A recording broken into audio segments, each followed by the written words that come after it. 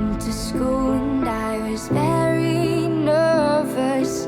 No one knew me, no one knew me. Police have widened their search for the missing teenager, Rita Levov, for her involvement in the bombing of a post office.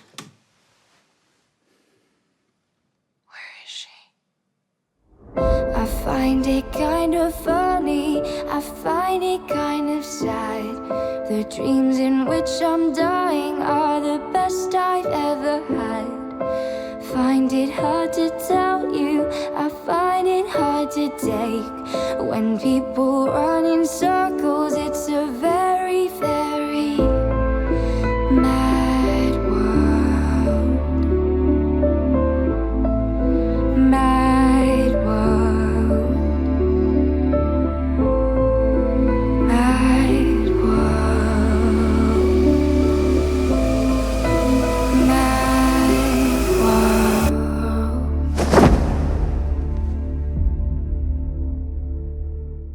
Congratulations. Morning. Thank you. Thank you. You did an amazing job adapting one of my favorite books. Thank you so much for doing Philip Roth justice. It's not easy. Thank you very much. Many have tried and many have failed. He's a difficult author to adapt. What was the biggest challenge for you? What was your biggest fear going into making your directorial debut? Failure. Just general failure would be my biggest fear. Well, that's such an interesting sort of fear as a director, though, because a lot of times you can do everything that you think is right on the set while you're shooting, and then you can be in the edit room and go, what did I do? What did I do wrong? Sometimes you don't know if you're failing. I had no doubt. Luckily, you didn't fail. I'm being slightly glib. I think my only sort of crisis moment came just the day or two before the actors arrived, and I had a really wobbly day where I got scared that I wouldn't be of any use to them, or I wouldn't have the words to say to the actors that would help them to do their best work. Or, we've all been directed by. I've seen in the eyes of first-time directors that when the fear strikes them and they don't know what to say, and I never wanted to give a note just for the sake of giving a note. But of course, once the actors did arrive, we started working. I'm an actor, and I love being an actor, and I love actors. And when we got into putting these scenes together, it was, of course, just second nature, and we were all in it together. It was rather wonderful. As a first-time director, and for you as actors, what is the best way to handle a situation where you have a question or you're seeking a note, and the director may or may not have the answer to that? What is the best way to handle that? Just being honest? Yeah. I think just discussion, yeah. I mean, it's a lot of the time there's no right or wrong answers, You're trying to create something and you're dealing with emotion and feeling, and everyone has a different version of that. So I think it's just talking about it. And as well, just trying things out, and especially having your director being an actor and your scene partner, you come to find really quickly, I think, in the moment if something works or it doesn't work, and then you can adjust accordingly. It's a very, not just because of the title, this is going to sound stupid, but it's a very American story, and it's about American assimilation, Jewish assimilation in post-war America. What drew you to this? I know you were cast in it before you signed on to direct. I was drawn to it because of the story between the Swede and his daughter. I'm a father of 4 girls, and I know very much that intimately, that relationship, how unique and special that relationship is. And I felt like, if your work can explore life, which I think it should do, and it does, this was an opportunity for me to explore, albeit in a very extreme way, being a father and being a father of a daughter. And so I would say that the core of Philip Roth's novel, and certainly of John Romano's script, is a story about a family, about a husband and his wife and their daughter. And I thought that there were things in there that I recognized, and it just moved me so much. By the end, it was an odd situation, I guess, where you're reading a film script, and for the first time you turn the last page, and I was in tears because I felt so badly for these characters. And like you say, I was only attached to be the actor at that point, but 3 years later, when it felt like the film might not happen, where the film was sort of slipping away, I realized that I really wanted to make sure that it did happen, I became the director. So here we are. At that point, when you signed on as the director, did you sort of have notes and rework the script to sort of fit what you thought your strengths would be as a director, or were you already so happy with where the script was that you like, let's go with this? There were some changes made when I became the director. Because I'm a first-time director, the budget was set higher than the budget that we shot the film for with me. And so there were some changes made, and the changes I totally agreed with, and I was involved in making those. There was a couple of things that I fought for to maintain that had been changed. But by the time we settled on the script, and I'd worked with John Romano on the notes that I had and the small changes that we made, I was very confident with the script. I think we all felt that the script was a very good one, whether you'd read the novel or not. And I think especially if you do know the book. And I felt like John had done a wonderful job, and I believed that the adaptation was as good as it could be. And Dakota, when did you sign on to the film, and what drew you to this part, sort of the accidental tormentor of the Swede? Yeah, I have been attached to I was attached to it for a few years, maybe before we actually made it. What drew me to it was kind of just purely selfish reasons. I wanted to be the person to play this part. I think it's unfortunately very rare to read characters that are as complex as Mary, and she really, I think, she's a gift to an actor, and she challenged me, and I knew she would. There were aspects of the character that made me nervous, and I'm not someone who gets nervous very easily. So what when about Mary made you nervous? There was like technical things that, she has a stutter, so that is something that I would have to do, and it needed to be natural, it needed to be real, and so that right there, I think she's also just a very layered, uncompromising character, and she's radical and angry, and she challenged me emotionally because she goes from 0 to 100 very quickly, and so making those transitions as natural as possible, that was a challenge. But yeah, I just really wanted to be the person to play her, and I think that's why when it would go away and come back and go away and come back, I always wanted it to happen. It's such a delicate balance that you have to do with Mary, where you're portraying a teenager who's angsty, which is quite normal, but how far do you take that angst to sort of make the audience believe that she can go where she goes, while at the same time making them believe that she could just be an angsty teenager at the beginning of the film? Did you find that difficult at all, or did you sort of how did you straddle that line? How that's just who she is. I mean, that is the challenge of playing her. I think there's a scene where she starts out sort of having a normal conversation with her dad, and then by the end she's screaming and ranting and saying horrible things. So just going from there to there, I mean that's what challenged me.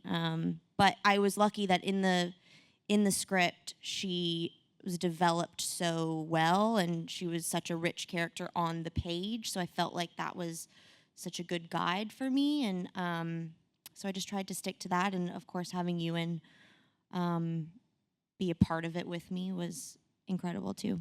Valorie, you are the real tormentor, I would say, of the Swede in the film. Can you talk about your part?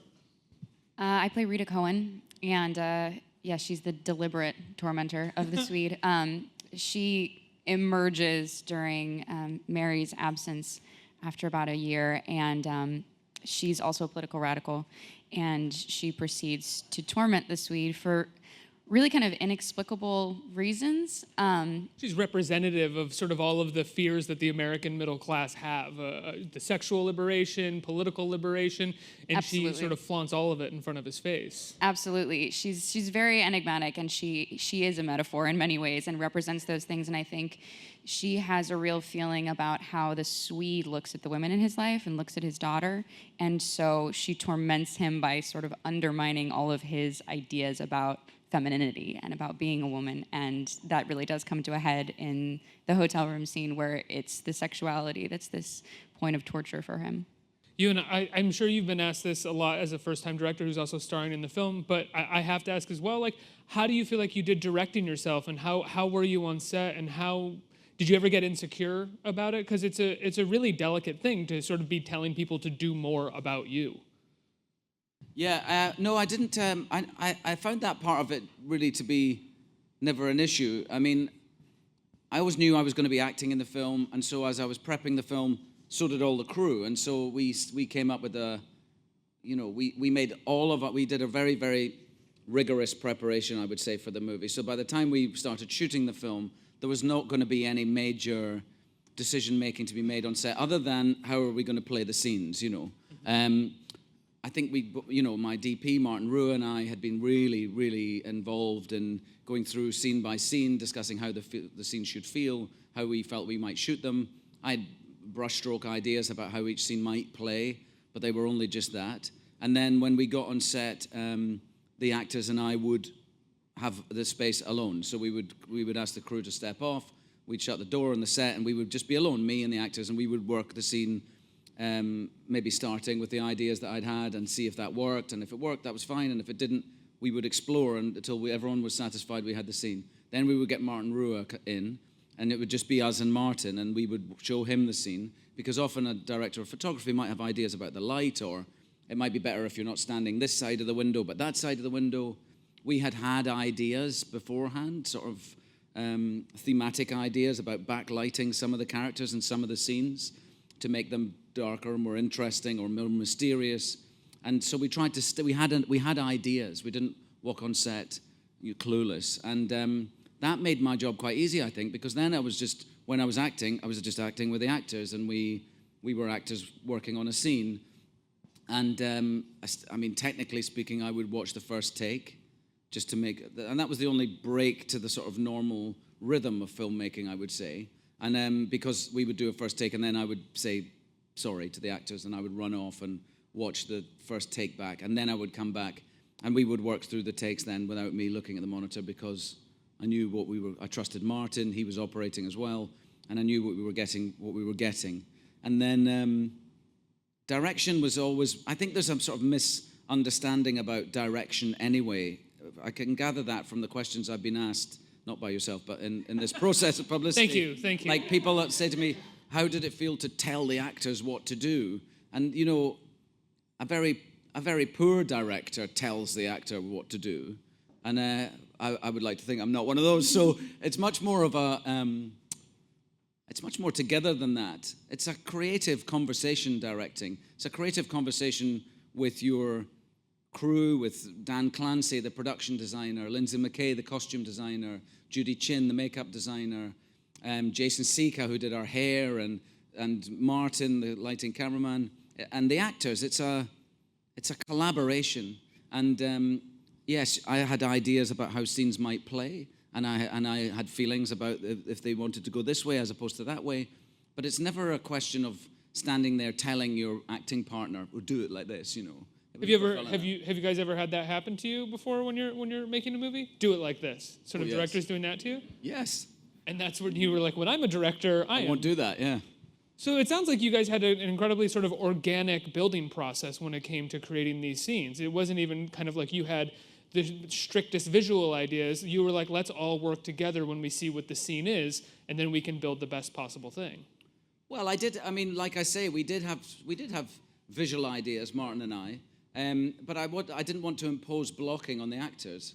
I mean, I may have done once or twice because of a visual idea, and there was occasionally a moment like that. There was a moment early on in a scene with Jennifer, who wished that she could be here today and has sadly hurt her neck, and so she isn't. And she's fantastic. She's wonderful in the film. And there was an early shot with her and the very young Mary at the beginning, where I wanted to bring them into a shot, and I did sort of impose my blocking on Jennifer and the little girl Ocean, who played the younger Dakota. Is that when they're coming back from when they're just about to find the bull? It's just a little moment. Okay. But it was a corridor of trees, and there are moments, I think, with directors where you have an idea, a visual idea, and that's fine. I think if you explain it properly, there's going to be moments like that.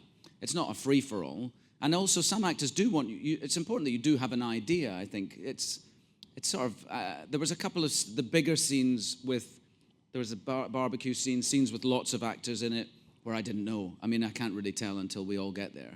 But I think with all the two-handed scenes and all of our scenes, I always had an imagining of the scene that I would share with Valorie and Dakota, and then we would see if it worked.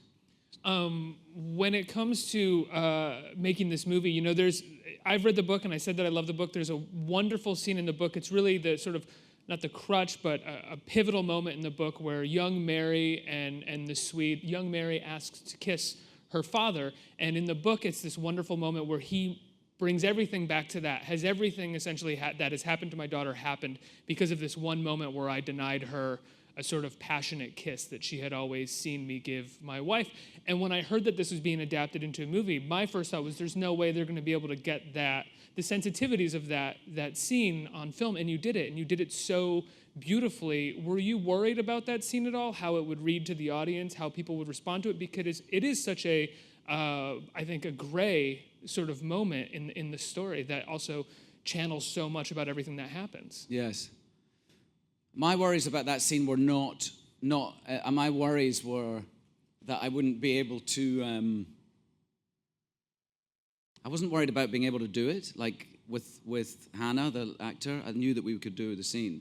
I was worried about being allowed to do the scene. Right. Like in the novel, in Philip Roth's novel, it goes further. He does kiss his daughter the way she asks him to kiss her. And it's a very odd moment, and Roth is exploring the taboo of incest in that moment.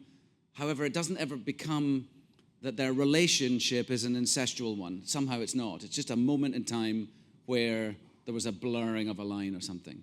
But it's very interesting in the novel. Now, if you kiss a child in a movie, the movie becomes about that. And there was no way I don't want their relationship to be an incestual one. I don't think it is. However, I wanted the taboo of incest to be recognized in that moment in the cab of the truck. And I think it is. And I was very pleased about that because it's part of Roth's novel. It should be part of the movie. It could easily be a scene that people, producers felt is too dangerous, or we don't want to go there. But I did feel that we should go there. And because of the talent of the young actor, Hannah Norberg, who plays the middle Mary, our 12, 13-year-old Mary, and we were able to, I don't know what she thought about that. I never put anything in her mind. I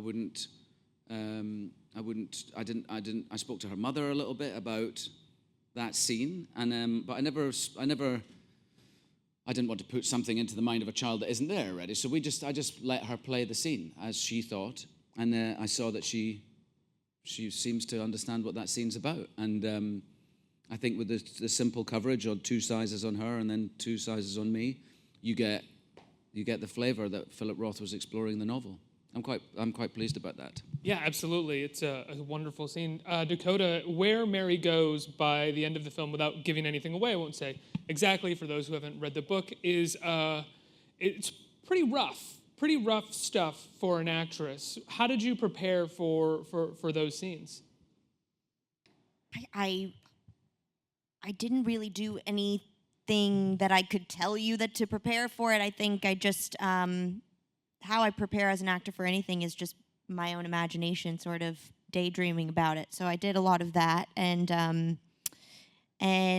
there's, without giving too much away, there's costume and hair and makeup that helped me to feel different. So that was a big help, and then it was really just about Ewan and I in those moments and the connection between us as those characters, and those were really special scenes to film for me. Mm-hmm. Valorie, were you nervous at all going into playing Rita? You have some of the more shocking scenes in the movie.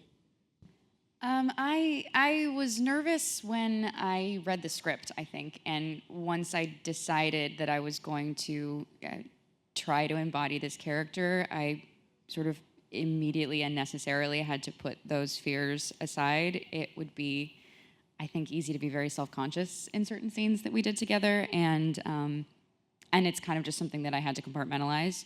And I think I have a compassion and an affection for Rita that not everybody shares, so I actually took a lot of joy in playing scenes where I got to go to such extreme places, and the sort of fearlessness that it asked of me, and to get to do that with a scene partner that I trusted so much, I think that's entirely what allowed me to do that and to go there and to feel comfortable going there. You and Philip Roth has said that he likes the movie, right? Yes, he did, yeah. Congratulations. Thank you. That is amazing. But you didn't send it to him or anything afterwards, or somebody else sent it? And how did that work? It was shown to him here in New York City. I didn't know that. I knew that Philip Roth would see the film at some point, but I didn't know he was watching it that day. I was kind of glad not to have known till afterwards, because I would have been checking your phone for text messages. Oh my God, can you imagine how nerve-wracking that would be? But like I say, I really wanted the film to feel like his book. I didn't want us just to use his story, but I wanted it. I suppose my job really was to make it feel Philip Rothian somehow. And when I found out that he sent an email to his agent that he instructed his agent to share with the filmmakers, and so we all got to read his email about his thoughts about the film, and it was very, very nice to read them, and a real relief for me, because I think if he hadn't liked it, I would always feel a sense of failure somehow, but like, even if it was the biggest box office success in the world, Philip Roth didn't. No, if he didn't like it, because I really wanted. I mean, I spent so much time with his book. I really conscious and unconscious time with it. There's a wonderful recording of the book by the actor Ron Silver, and I read the book daily, but I also, if I was driving or running, or I would be having Ron read me the book, and so I even probably put it on when I was sleeping sometimes, just to, I'll soak something up while I'm in my unconscious state. And so I felt like at one point, about 5 or 6 weeks before we started shooting, I really put the book aside. I had to put it down and go, okay, now, first of all, I'm getting really busy with everything, and secondly, I've got to make a film, and I've got to trust that I've soaked up whatever it is I need to soak up from Philip, and it'll come out. And I like to think that there is a Rothianness about if that's not too arrogant to say, a Rothianness about the film. Well, David Strathairn, playing the sort of stand-in for Roth, wonderfully does that as well. Now that you've finished directing your first movie, do you have an ambition to sort of continue to direct more and more, or is this kind of like this is a story that I loved and that's why I directed this? Maybe I'll direct when the next story I love comes along, but if it doesn't come along, I'm happy acting. No, I really want to do it again. I thought when I finished it, I felt like that. I thought, because it's so wonderful, the creative satisfaction from working with all of these incredibly talented people, actors and crew, is really full on. It's really a wonderful experience. But it comes with an enormous responsibility. Like from the moment Lakeshore Entertainment said to me that you can direct the film, till the moment I finished the sound mix 16 months later, I did wake up every morning going, like, the first thought in your head is, oh my God, I'm directing a movie. And once you get to work, that disappears and your nerves go. But I had 16 months of the most nerve-wracking breakfasts that I'll ever have, you know what I mean? And so when the day I came when I finished the sound mix and I've finished my work, I immediately felt lighter, and I thought, that's it, I've done it. I'm so proud of the film. It's the film I wanted to make. And I felt like I walked away from it happy and satisfied. And if you'd asked me then, I would have said, I'm not doing that again for a long time because of the responsibility of it. But now that a few months have passed, I'm already going, yeah, I would quite like to do that again, yeah. Let's open it up to the audience for some questions. Who has questions out there? Right here. Hello. My name is Hansel. Hi, Valorie. Hey, Dakota. Huge fans. Hey, Ewan. Now that you've started directing, congratulations, by the way. Thank you. What are the chances that you will start and direct in your own Obi-Wan film? That's a nice way of getting into the Obi-Wan question. You actually enjoyed yourself directing. It would be awesome if you actually did it. Listen, all I can say about the Obi-Wan story is I've always, I've been asked about it, and I'm asked about it and asked about it, to the point now, and I always like to answer honestly when I'm asked a question, so it's starting to look like I'm sort of touting Disney for work, like I'm chapping at their door going, can I play Obi-Wan Kenobi again?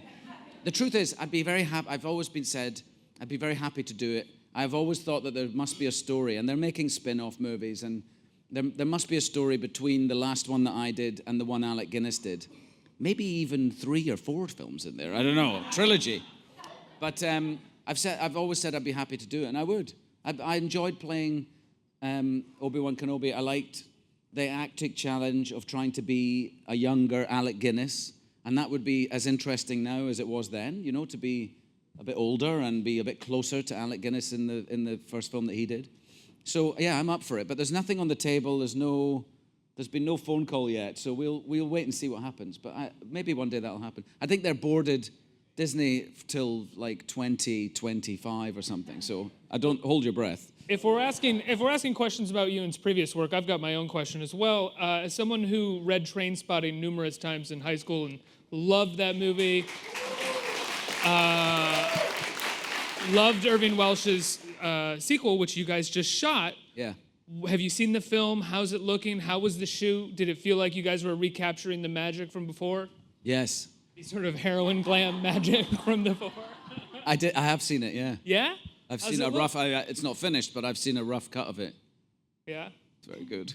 Yeah, it's good. It's very good. Is it as wild and crazy as the book? Have you guys toned it down a little bit? Or because the book, the Irving Welsh book is insane.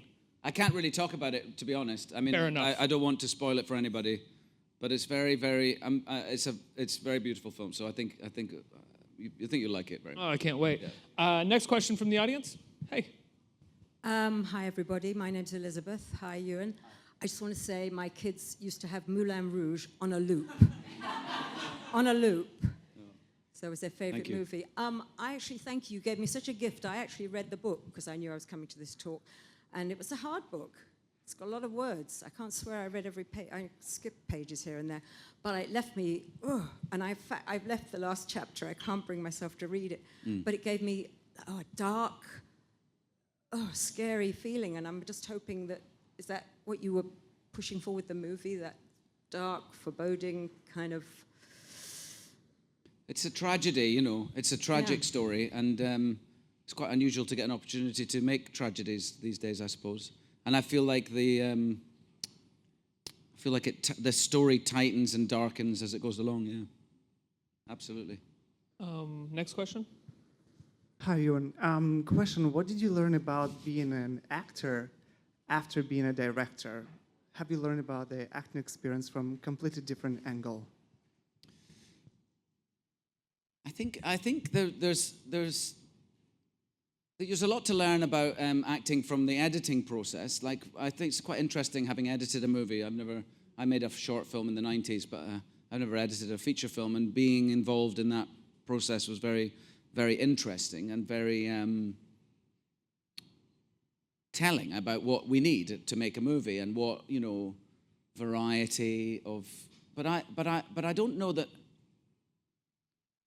I don't know that I'm a different actor from having. I don't know. I'll be slightly more patient with first-time directors. When I see that glazed fear look in their eyes, I'll probably be a little bit more gentle with them next time.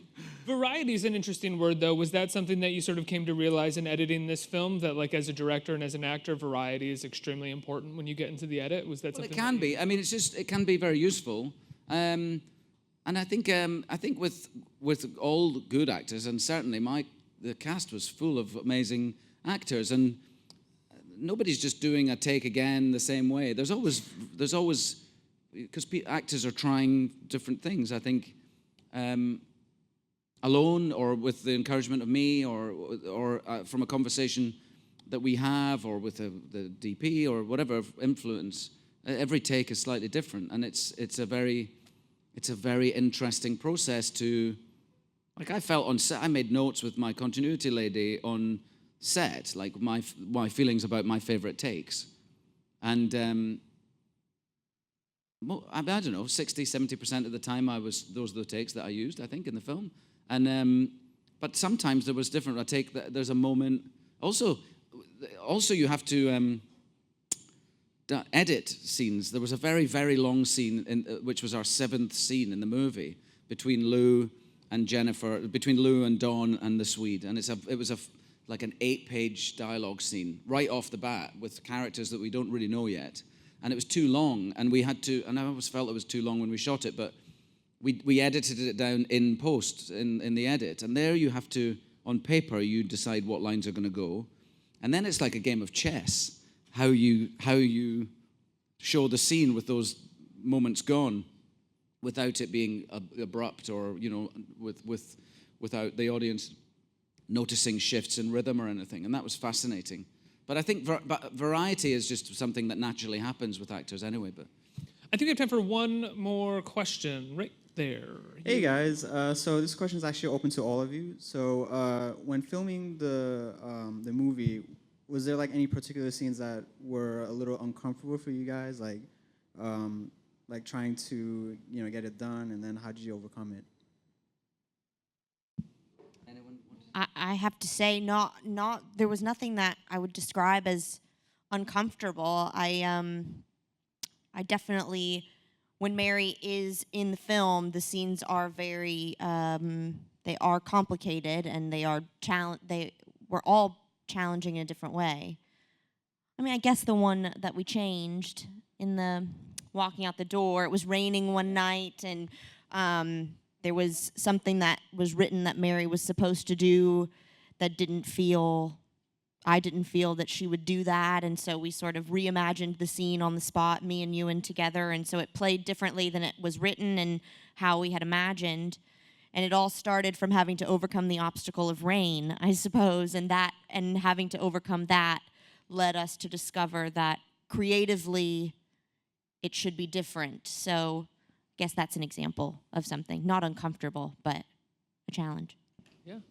I think my most uncomfortable moment was not a creative one. It was shooting a stunt that Ewan had to do in the street, and it was a night shoot, and it was the end of the night, so it was about 5 a.m, and I'd been waiting in my wig and my hair and makeup to get pulled, and at 5 a.m. after waiting, they're like, okay, now you're gonna get in this 1950s van that drives like a yacht, and you're gonna drive straight at Ewan and stop like 2 yards in front of him and then reverse. And I just looked at them like, no. No. And that was the scariest moment of my career, was driving a van, hurtling it straight at Ewan McGregor and Martin Rue, our cinematographer, and desperately hoping I didn't murder them. Am I gonna kill Ewan McGregor? It was It close ran there through for her a mind, minute. clearly. Ewan, what about you? Well, for me, it was to do with, it was never to do with the scene or the subject matter of a scene. It was to do with time. And I think as a first-time director, you have a new relationship with your watch. There's a new relationship with time. And the idea of not finishing your day is quite a stressful relationship that you have with time. And so there were 2 days that night when we were shooting.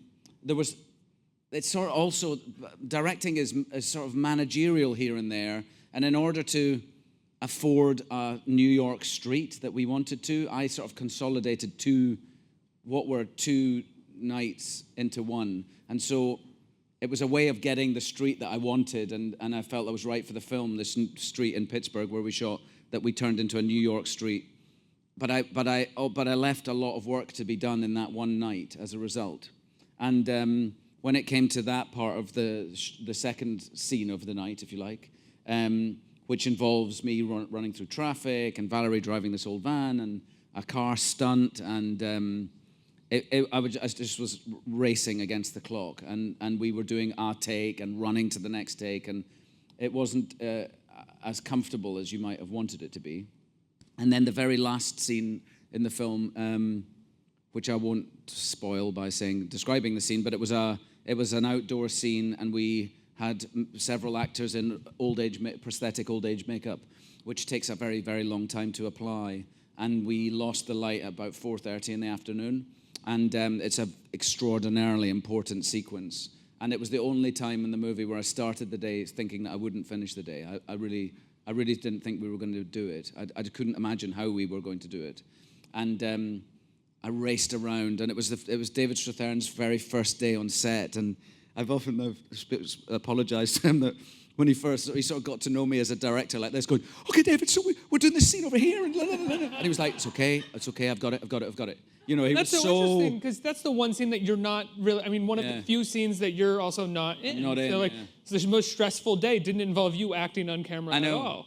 But I found directing without acting to be more complicated in a way than, it's much easier to discuss a scene with actors and then do it with them than discuss a scene with actors and then walk away behind a monitor. It's easier to be, I find it to be easier in the scene with them. I did find that. So that would be it. It was never to do with the subject matter, but just to do with time. Well, guys, congratulations on the film. It's absolutely beautiful. You did a wonderful job adapting it. When can people see it? Tomorrow night. Tomorrow night? Friday. 20 Friday. Guys, American Pastoral, thank you so much. Thank you. Thanks, guys.